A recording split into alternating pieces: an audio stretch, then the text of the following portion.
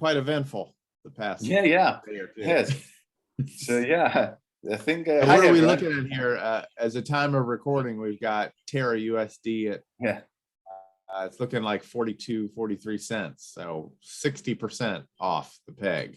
Yeah. So for everyone who's listening right now, essentially the topic of today's discussion is going to be US Terra and Luna. We thought with Lance that it would be good to catch up on this because there's plenty to discuss and plenty to unravel. Right now, at the time of talking, it's been a complete bloodbath. The peg is, Terra has lost its peg. Is at $0.5. Last night I slept at 0.8, woke up today at 0.4. I didn't expect this. Many people didn't expect this. There are many pessimists who were like, "Oh, I told you so." Like algorithmic stablecoins can't work. I don't like this position because I believe they can work. But I think what this proves, at least in my opinion, is that it really comes down to the specifics. I think the Treasury hasn't handled this well, but I'm still in the process of unraveling what's really going on. I don't know, Lance, if you what do you think about and from what I can see, because there's been a lot of posts about it, is that there was some big selling pressure in Anchor protocol and I believe Binance, and that started it off its peg, and then there was some movement of a large amount of Bitcoin from the Luna Foundation Guard, which is supposedly, now that they've enacted their own sort of centralized collateral backing for Terra, right? So then that, I think, further scared the market, I think, as it was something like 42,500 Bitcoin. So those are the main points that I've seen, Stylianos, that sort of kicked all this off. And then if it stays away from the peg, people start to get more and more concerned. Because this is the first, I think when you did the economic audit, the analysis was how well it recovered from its sort of 91 cent off peg, and then it made its way back. But this is obviously a much deeper pricing issue, right? With what we're seeing. So yeah, it's interesting. So only time will tell. I mean, I don't know how you feel about Stylianos, but I think eventually it'll come back. I mean, they're so well known. As long as they just get in there and manage it and either buy up the UST with their backing. I don't really know what their strategy is with quote unquote backing. I think in general, Stylianos, to me, it signaled to the market when they started saying that we wanted to back Terra Luna with 10 billion in Bitcoin, was that they realized after the fact it should be, fully algorithmic stablecoins, probably not the best way to go. We need some backing.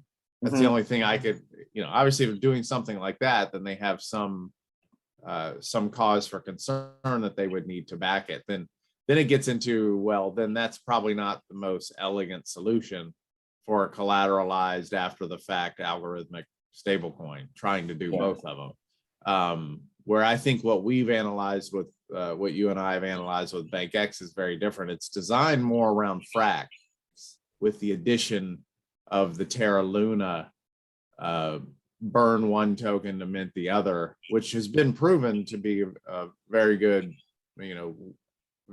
sort of one of the techniques to help to maintain the peg, because it helps to decrease and increase supply depending on what you need to do. So I think there is, some members in our community might be like, oh, well, you need to worry about this for BankX, but I mean, we're more like Frax and Hex than we are Terra Luna. We just have Frax has kept its peg, right? So I don't know whether, I mean, there are many things going on at play here. Obviously, one thing that's very interesting is that the fact that UST handled the previous crash very well. In my opinion, this was demonstration of its effectiveness, but it looks like every situation can be different, right? Which obviously overcomplicates things. Nevertheless, Frax has kept its peg very well. I don't know whether this is because it's just a superior protocol, or whether it also has less exposure in the market, whether it's just not as popular. There were some voices that were like, oh, this was a coordinated attack against the USD. I don't know. It might well be. Nevertheless, it still raises the question of, okay, what mechanisms should an algorithmic stablecoin implement in order to defend against such attacks?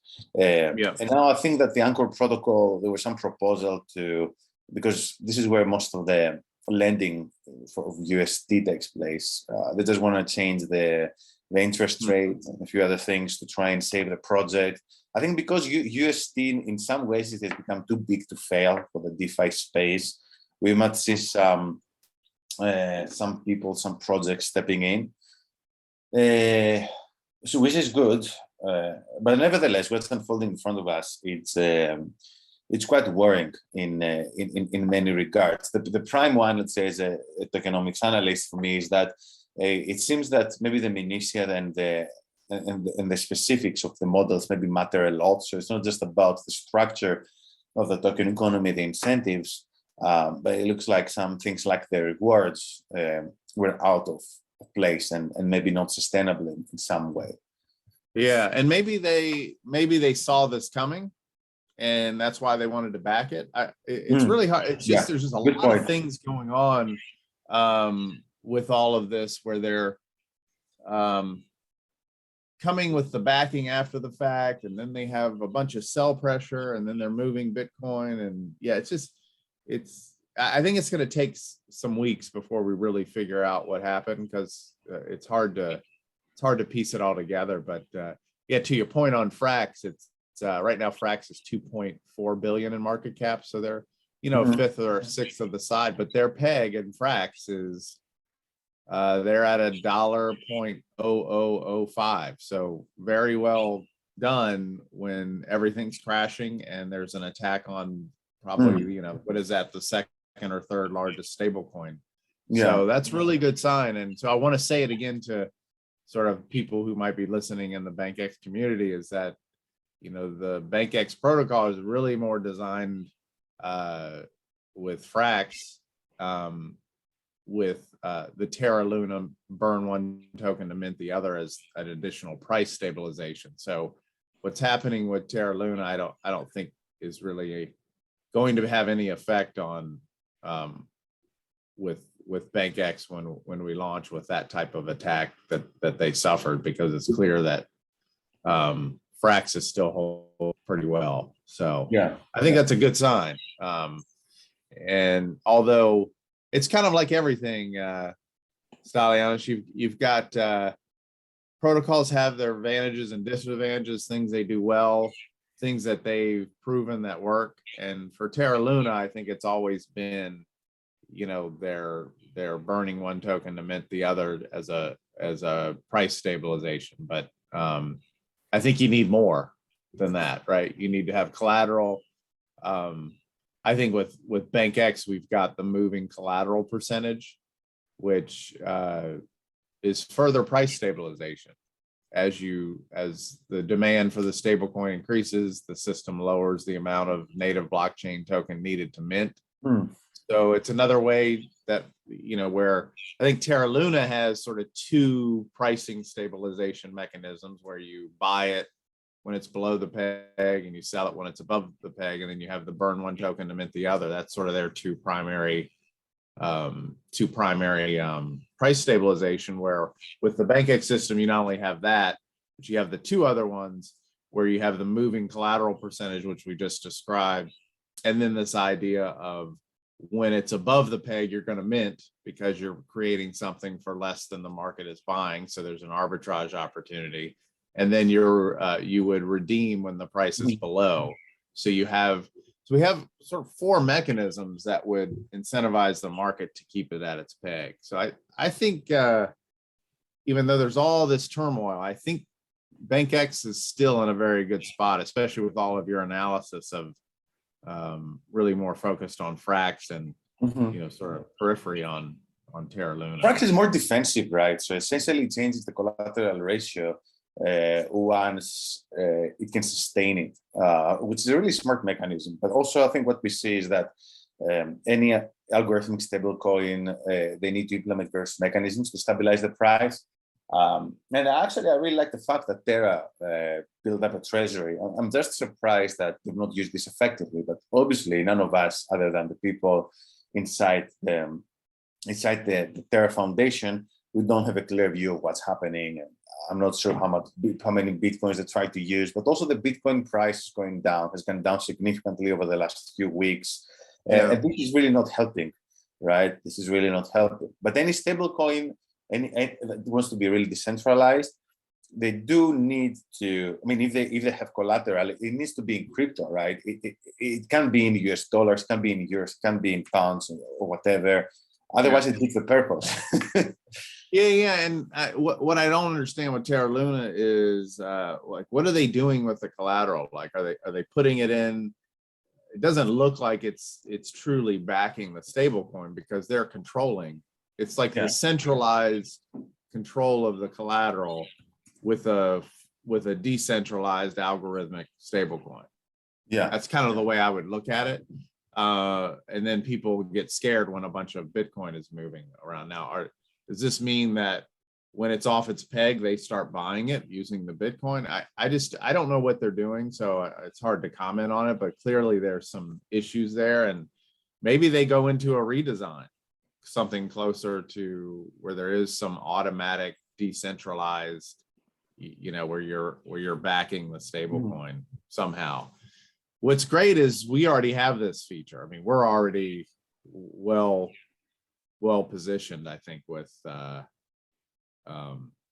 way we've set up BankX, where it's already it's inherent to the system with more of the combination of everything that we know that works between a partially collateralized and a partially algorithmic stablecoin. So at least I don't know how you feel about it, but I feel pretty good with what's happening, that what we're seeing with Frax and Terra Luna and some of the other stablecoins, just how the design of BankX, I think, is going to do pretty well.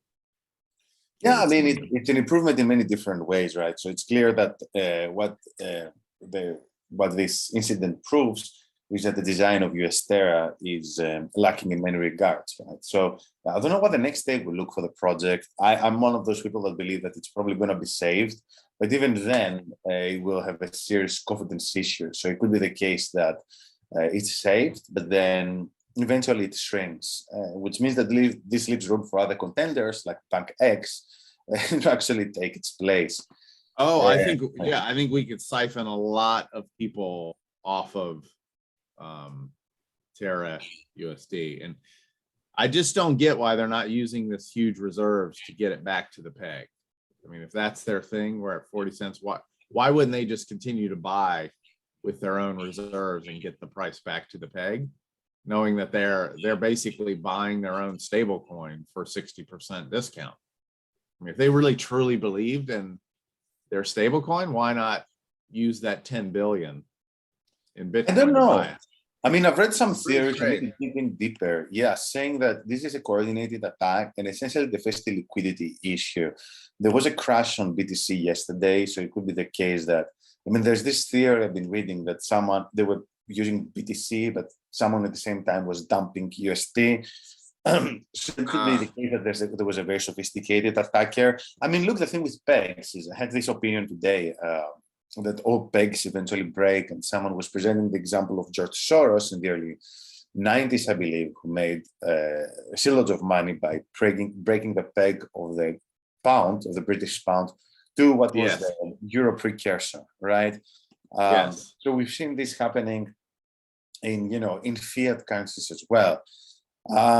Nevertheless, there are like many weird things going on. Like, even if it's an attack, I mean, actually, I think if this is a coordinated attack by a sophisticated attacker, this might actually be good news, because then you can analyze this as an attack vector and say, okay, there's this kind of attack, so this is how we have to defend against it. So, and also this has implications for BankX as well, right? Because we say, okay, so this is a new type of attack. This is what someone will have to do in order to to deal with this type of situation, which is better Yeah. than, if it was just a random loss of the peg just because the price of Bitcoin went down, or if it came out of the blue. Yeah. Yeah, it's interesting because I think with BankX, where you have that decentralized where the smart contract is in complete control of the collateral, it does give additional faith to the system. That's always been a problem I've had with fully algorithmic stablecoins, is you are just relying on the market. I mean, there's, which I think is not enough, as we're seeing.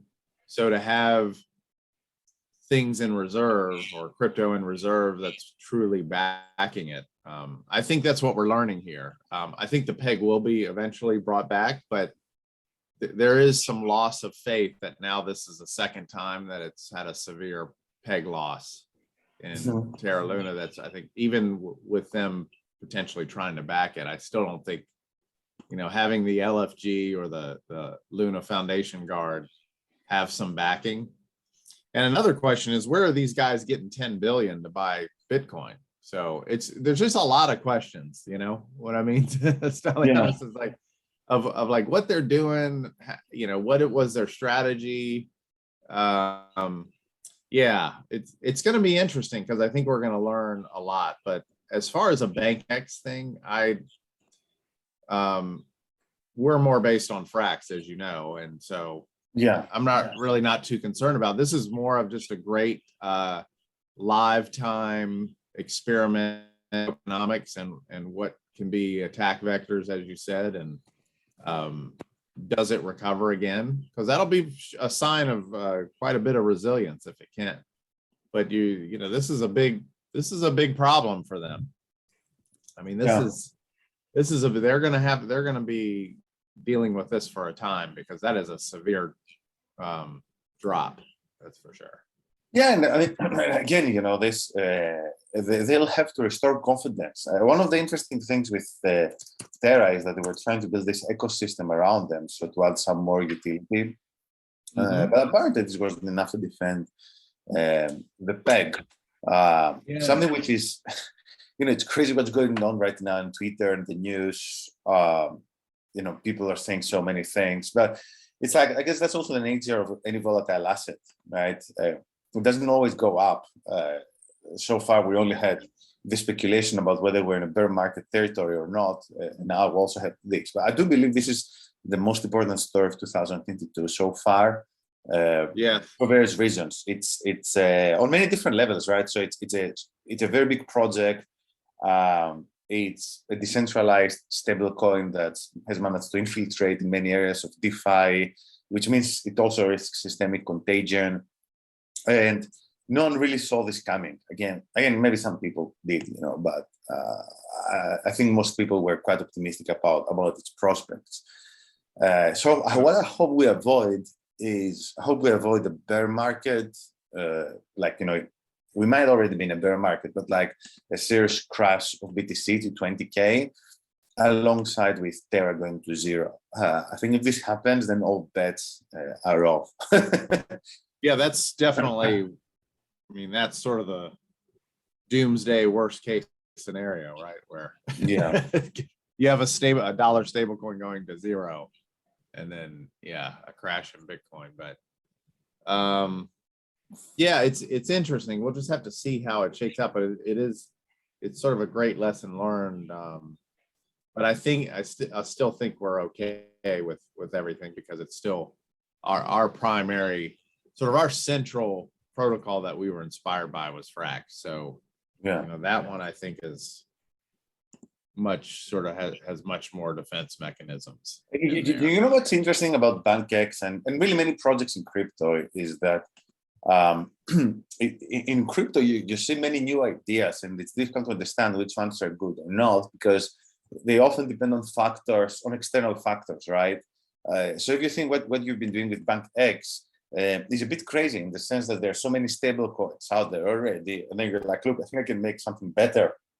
And then if you ask, if you asked someone, I don't know, 6 months ago about whether we need one more stable coin, maybe the answer would be no. But what's happening right now with Terra, whether they survive or not, the answer is a clear yes. So there has to be a better way. We are still very far off from who's going to be the winner. And some people say that, you know, there can only be one stable coin. And I would disagree. I think there's room, just like there's room for different chains, there's room for different stable coins, depending on what you want to do. And I think there's also, I think Stylianos is going to be another sort of flushing out of stable coins when people realize how inflated the US dollar is getting. So, so I think that's another part where we're in a good spot with BankX. And just in general too, Stylianos, everyone gets really caught up in, and even I said it earlier, like we have Frax at 1.0005. It's right there at the peg. And I don't know, I just feel like currencies move, you know, they're not just supposed to be, you know, so if you have something that's sort of lagging an asset and it's sort of moving around, in the case of 1 gram of silver, like if we follow 1 or 2 cents and it just sort of lags, I don't think that's a problem. I don't know where the market gets so into, you know, we're 1/1000th of a penny to the dollar. Like, well, yeah, but you know, you've got commodities that are, you know, 5 to 12% inflation each month. So you're getting really into pegging with something that is losing that value every month. So yeah, so that's sort of the way I look at it. And currencies are meant to move, even the, you know, dollars moving against other baskets of fiat all the time. It's sort of like the cleanest clothes and the dirty laundry. So yeah, I think as long as it can just track it, you know, sort of this soft peg, but I think we're going to be much better than that. Yeah, and I think one of the, you know, interesting project is Olympus DAO, because they didn't want to be like a stable coin. They wanted to have some kind of floor on the value of the asset. And maybe that's the way to go. I think the way BankX is set up, similar to, I mean, Terra Luna followed a similar format. It didn't work out that well, but it's also with Frax the same thing.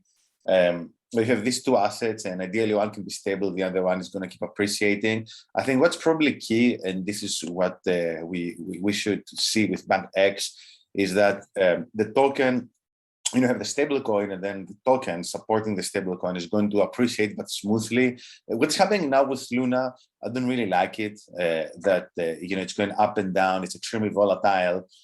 It's obviously like a side effect of you know, this whole situation, right? But eventually, from the perspective of, let's say, economics and token economics and wealth preservation, I think it's quite a healthy thing to have an asset, a crypto asset, which is steadily appreciating in value. And I know, you know, like crypto space is full of all these 100x stories and whatnot. You know, this is fine. But I think from the perspective of sustainability and the whole space maturing, and actually this, you know, like these assets being used in for most of our daily transactions, you need to have some kind of reassurance and relative stability. Yeah, so I think probably this is where the space is going to head towards. And I also believe that BankX is more or less designed to support this narrative. Yeah, I'm just looking at the Terra price, and it's been looking at some heavy downward pressure for the last week. So it's almost like people knew it was coming. Yeah. So yeah, this is going to be, you know, we'll be studying this for several weeks here on what happened. And but however, you know, the way that this was attacked, I don't think is not an issue for BankX. So from what I can tell, but I'm gonna stay in close touch with you on it if we see something. But Frax has done really well, so looking pretty good. Yeah, absolutely. So I mean, yeah, good stuff. We're going to be monitoring the situation, and I guess we're going to speak again and have another discussion after everything settles down. Hopefully we'll settle down at around $1, not 0. Hopefully sooner than later.